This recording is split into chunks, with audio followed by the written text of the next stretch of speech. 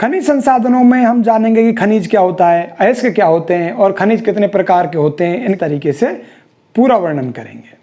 तो सबसे पहले हम जानते हैं कि खनिज क्या होता है। वो प्राकृतिक संसाधन जो भूमि को खोद करके निकाले जाते हैं, खनन प्रक्रिया द्वारा निकाले जाते हैं, खनिज कहलाते हैं। जैसे लोहा, सीसा, जस्ता, कोयला, पेट्रोल, लोहा, सीसा, जस्ता, पेट्रोल, मतलब है कि ये खनन क्रिया द्वारा निकाले जाते हैं।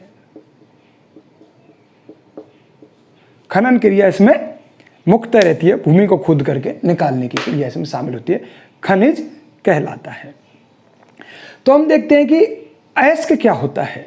ऐसी प्राकृतिक चट्टानें या शैलें जिनके निष्कर्षण से आर्थिक लाभ होता हो, जो आर्थिक रूप से लाभकारी होती हों, वे अयस्क कहलाते हैं। जैसे लोह अयस्क हो गया, इस प्रकार से काफ़ी सारे अयस्क हमारे यहाँ पाए जाते हैं। उसके बाद में हम देखते हैं कि खनिजों का वर्गीकरण, खनिज कितने प्रकार के होते हैं। तो हम आओ देखते हैं कि एक तो धात्विक खनिज होता है, अधात्विक खनिज होता है, ईंधन या शक्ति खनिज भी होता है। धात्विक खनिज वो होते हैं जिनमें धातु का अंश पाया जाता है, जिसमें धातु की मात्रा पाया जाता है। धात्विक खनिज दो प्रकार के होते हैं, एक तो लोहे खनिज और दूसरा अलोहे खनिज।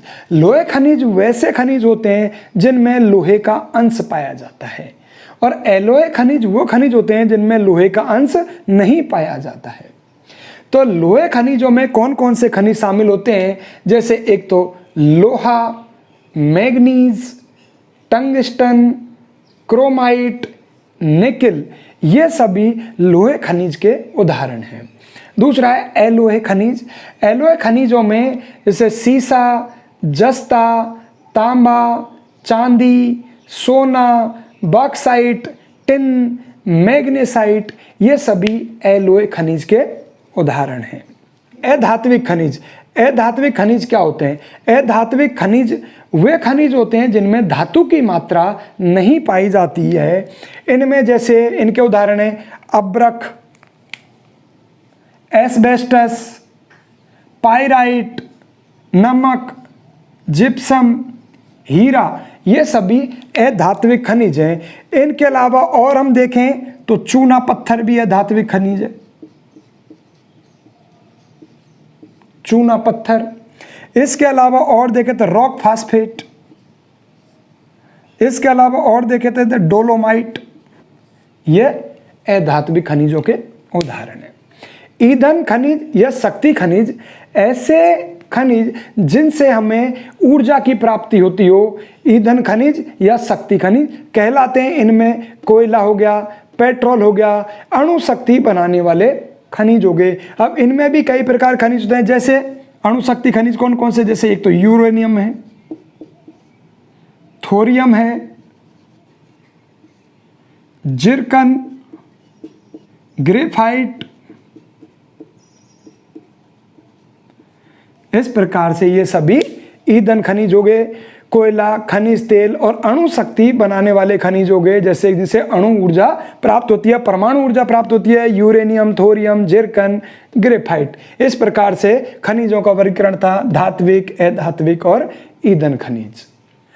अब हम देखते हैं कि भारत में कितनी खनिज मेखलाएं पाई जाती हैं, वो कौन कौन से क्षेत्र हैं जिनमें खनिजों का जमाव सबसे ज़्यादा पाया जाता है। तो हम देखते हैं कि भारत में इस प्रकार के खनिज जमाव की 6 मेखलाएं दिखाई देती हैं, मोटे मोटे हम देखते हैं, जिनमें अगर पहली खनिज मेखला को देखते हैं तो हम झारखंड, उड़ीसा, पश्चिम बंगाल मेखला।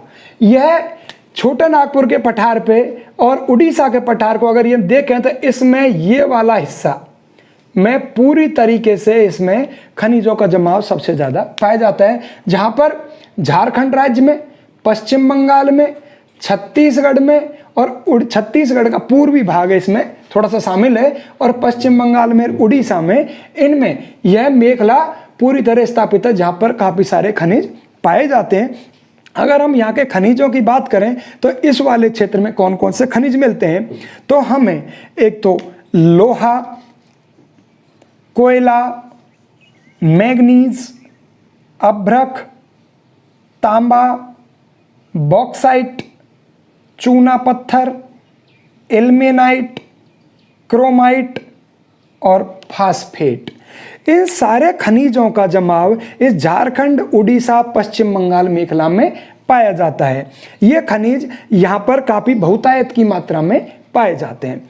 अगर हम इसके पास में ही दूसरी मेखला की बात करें तो ये दूसरा है मध्य प्रदेश, छत्तीसगढ़ और आंध्र प्रदेश और महाराष्ट्र मेखला।